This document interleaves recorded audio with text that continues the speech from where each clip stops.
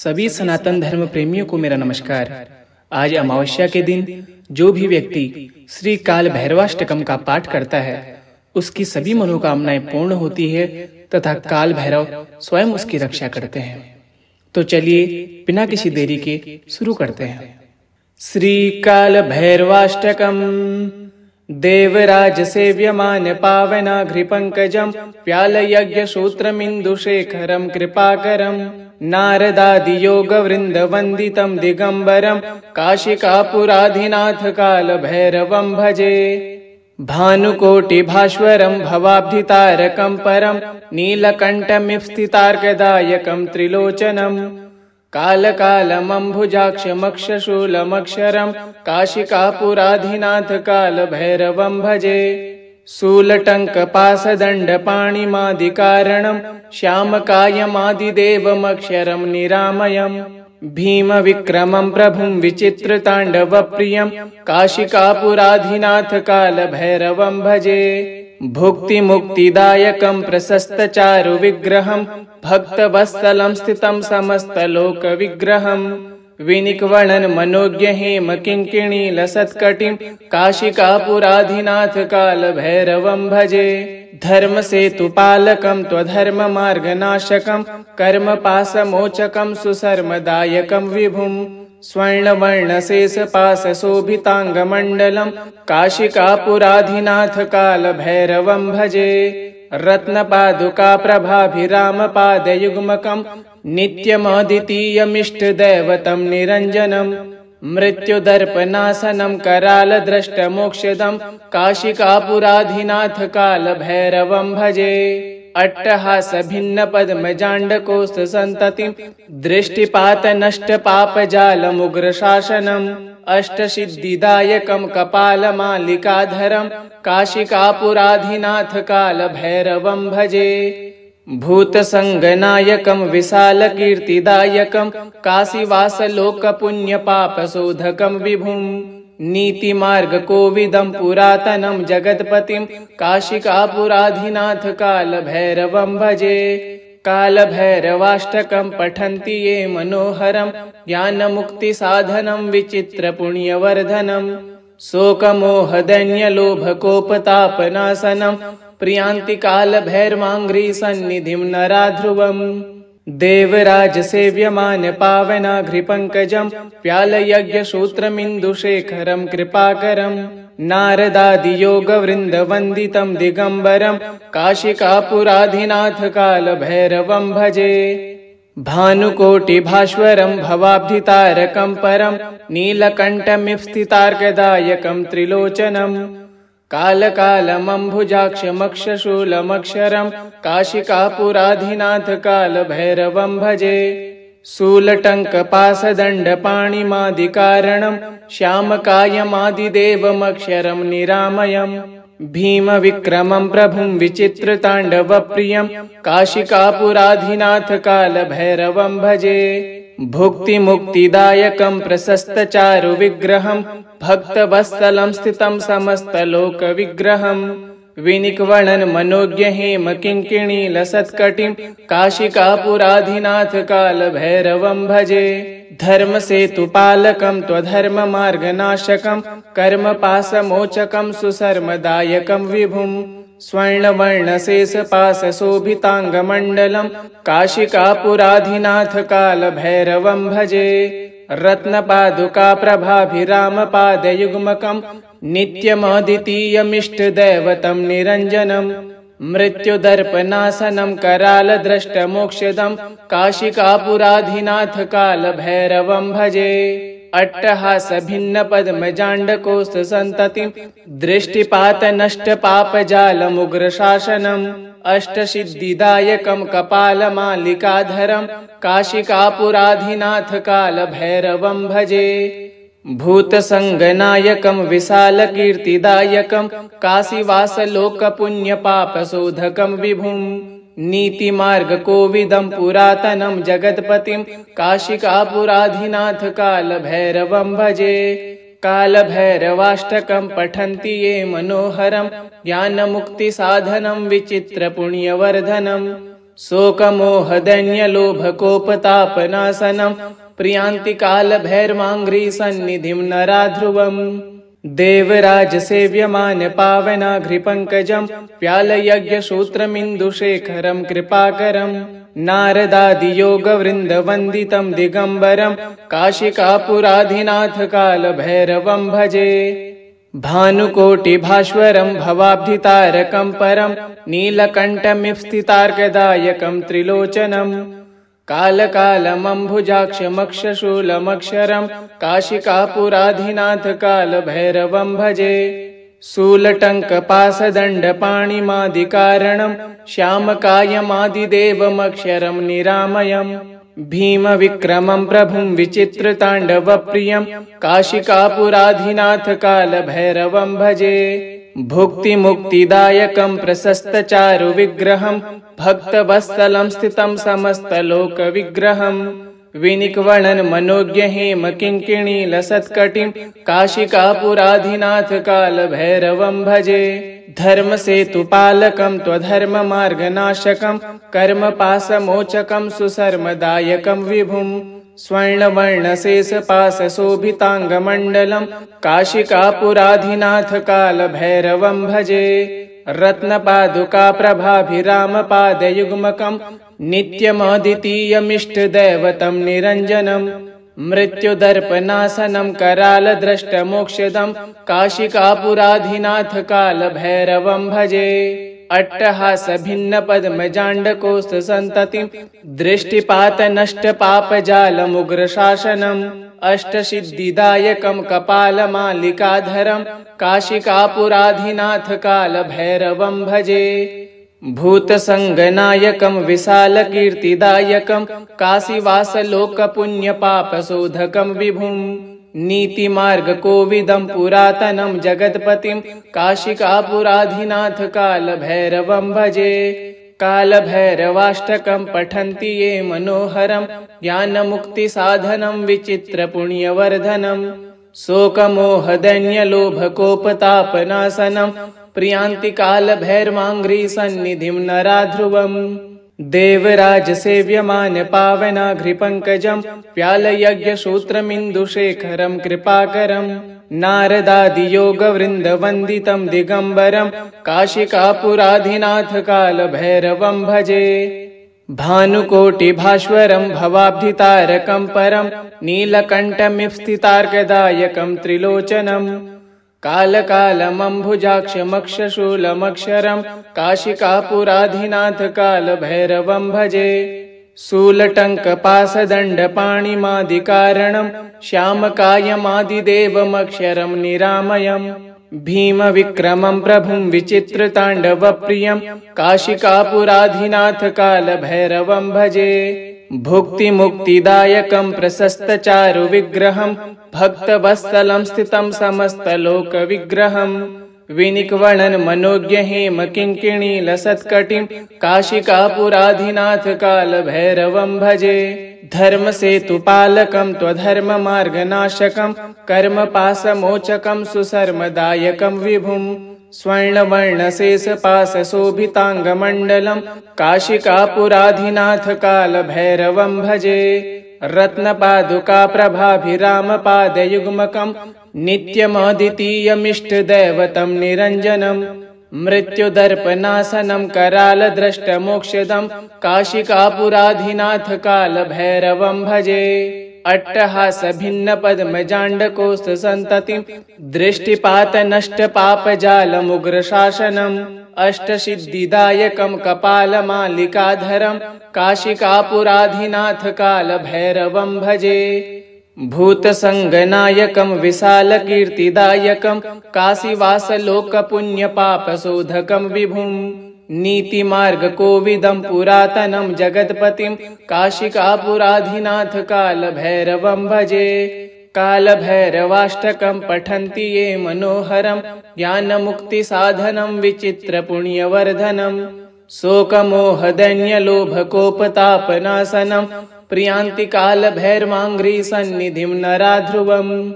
देवराजसेव्यमान पावनाघ्रिपङ्कजं व्यालयज्ञसूत्रमिन्दुशेखरं कृपाकरं नारदादियोगवृन्दवन्दितं दिगम्बरं काशिकापुराधिनाथ कालभैरवं भजे। भानुकोटिभास्वरं भवाब्धितारकं परं नीलकण्ठमिव स्थितार्कदायकं त्रिलोचनम् कालकालमम्भुजाक्षमक्षशूलमक्षरं काशिकापुराधिनाथ कालभैरवं भजे। शूलटङ्कपाशदण्डपाणिमादिकारणं श्यामकायमादिदेवमक्षरं निरामयम् भीमविक्रमं प्रभुं विचित्रताण्डवप्रियं काशिकापुराधिनाथ कालभैरवं भजे। भुक्तिमुक्तिदायकं प्रशस्तचारुविग्रहं भक्तवत्सलं स्थितं समस्तलोकविग्रहं विनिक्वणन् मनोज्ञहेम किङ्किणीलसत्कटिं काशिकापुराधिनाथ कालभैरवं भजे। धर्मसेतुपालकं त्वधर्ममार्गनाशकं कर्मपाशमोचकं सुशर्मदायकं विभुं स्वर्णवर्णशेषपाशशोभिताङ्गमण्डलं काशिकापुराधिनाथ कालभैरवं भजे। रत्नपादुकाप्रभाभिरामपादयुग्मकं नित्यमद्वितीयमिष्टदैवतं निरञ्जनं मृत्युदर्पनाशनं करालद्रष्टमोक्षदं काशिकापुराधिनाथ कालभैरवं भजे। अट्टहासभिन्नपद्मजाण्डकोष्ठसन्ततिं दृष्टिपातनष्टपापजालमुग्रशासनम् अष्टसिद्धिदायकं कपालमालिकाधरं काशिकापुराधिनाथ कालभैरवं भजे। भूतसङ्गनायकं विशालकीर्तिदायकं काशीवासलोकपुण्यपापशोधकं विभुं नीतिमार्गकोविदं पुरातनं जगत्पतिं काशिकापुराधिनाथ कालभैरवं भजे।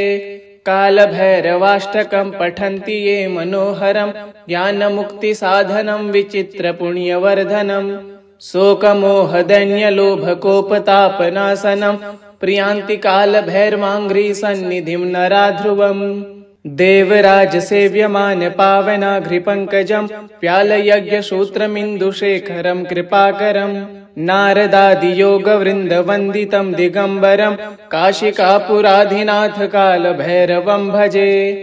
भानुकोटिभास्वरं भवाब्धितारकं परं नीलकण्ठमिव स्थितार्कदायकं त्रिलोचनम् कालकालमम्भुजाक्षमक्षशूलमक्षरं काशिकापुराधिनाथ कालभैरवं भजे।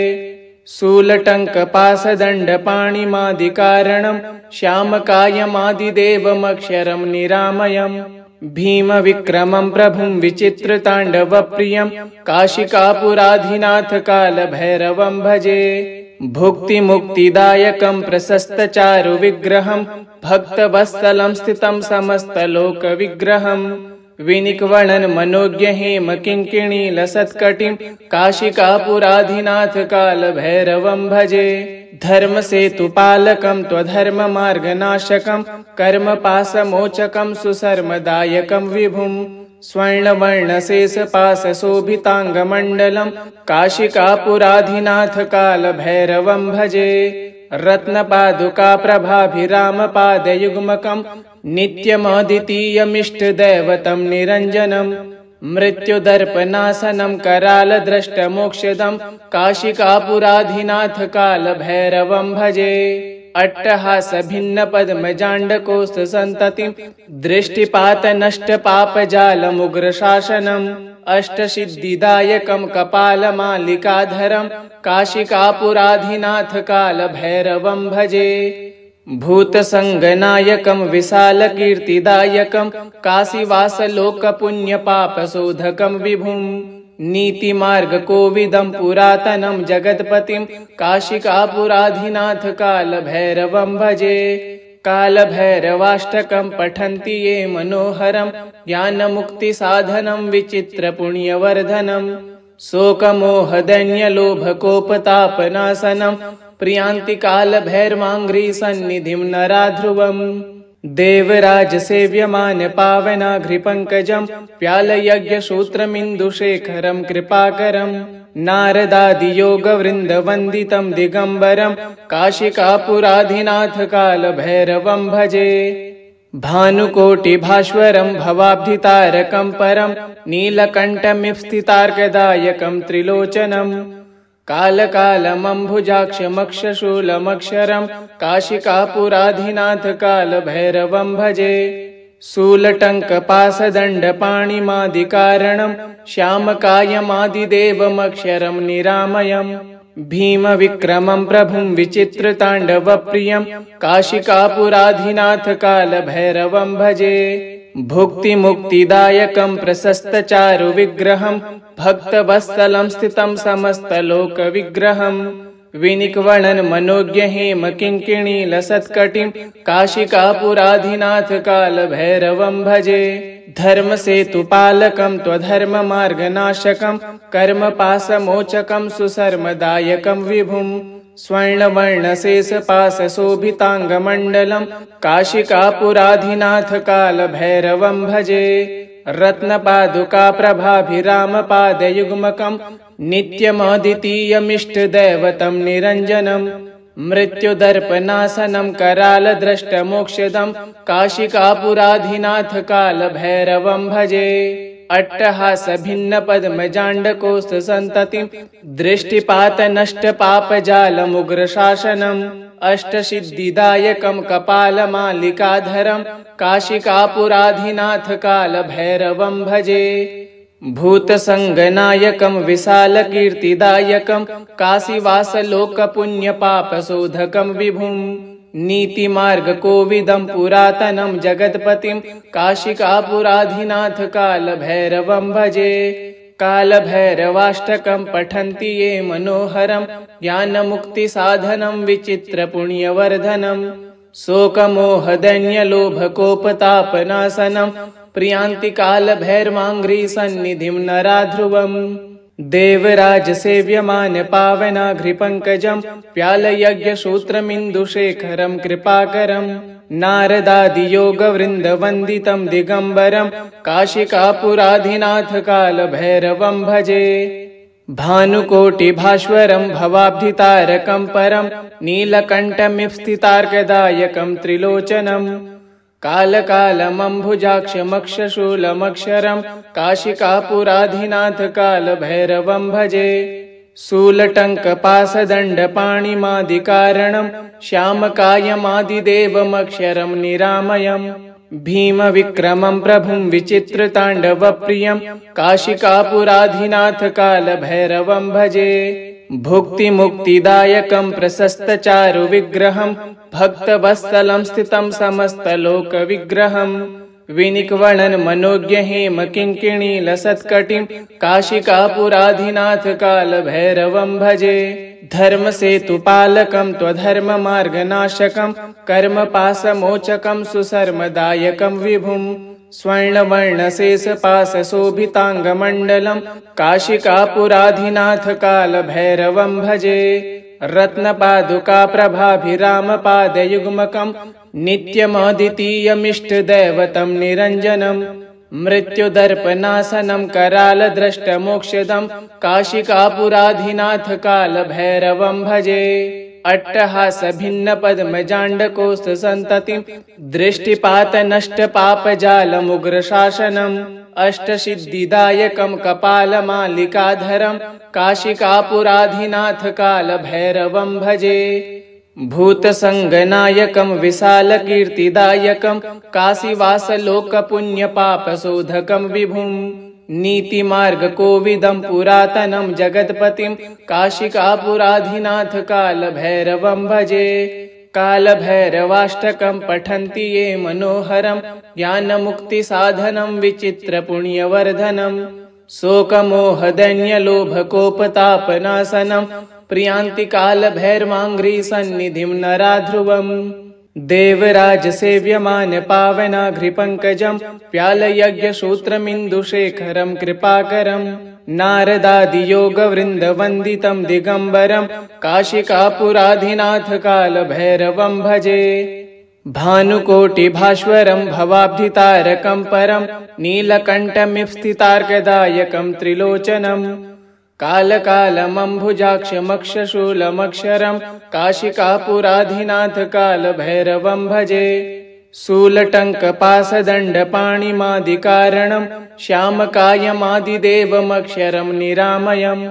भीम विक्रमं प्रभुं विचित्रताण्डवप्रियं काशिकापुराधिनाथ कालभैरवं भजे। भुक्तिमुक्तिदायकं प्रशस्तचारु विग्रहं भक्तवत्सलं स्थितं समस्तलोकविग्रहं विनिक्वणन् मनोज्ञ हेम किङ्किणी लसत्कटिं काशिकापुराधिनाथ कालभैरवं भजे। धर्मसेतुपालकं त्वधर्ममार्गनाशकं कर्मपाशमोचकं सुशर्मदायकं विभुं स्वर्णवर्णशेषपाशशोभिताङ्गमण्डलं काशिकापुराधिनाथ कालभैरवं भजे।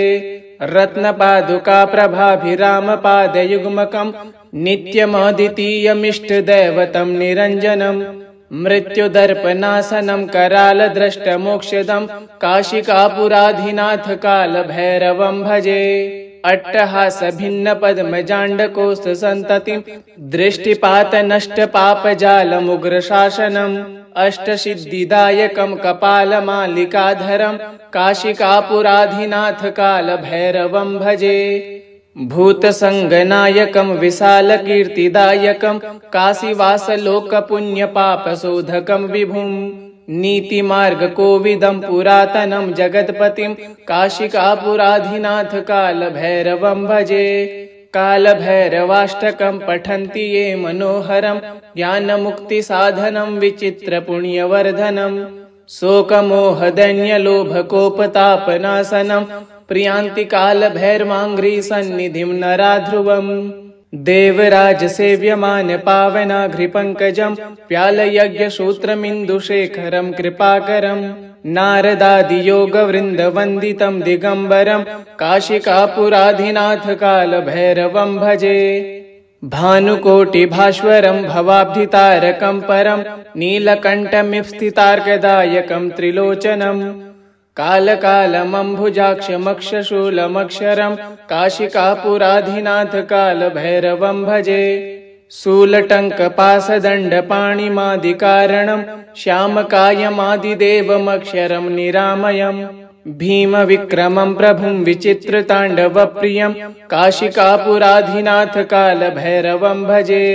भुक्तिमुक्तिदायकं प्रशस्तचारु विग्रहं भक्तवत्सलं स्थितं समस्तलोकविग्रहं विनिक्वणन् मनोज्ञ हेम किङ्किणी लसत्कटिं काशिकापुराधिनाथ कालभैरवं भजे। धर्मसेतुपालकं त्वधर्ममार्गनाशकं कर्मपाशमोचकं सुशर्मदायकं विभुं स्वर्णवर्णशेषपाशशोभिताङ्गमण्डलं काशिकापुराधिनाथ कालभैरवं भजे।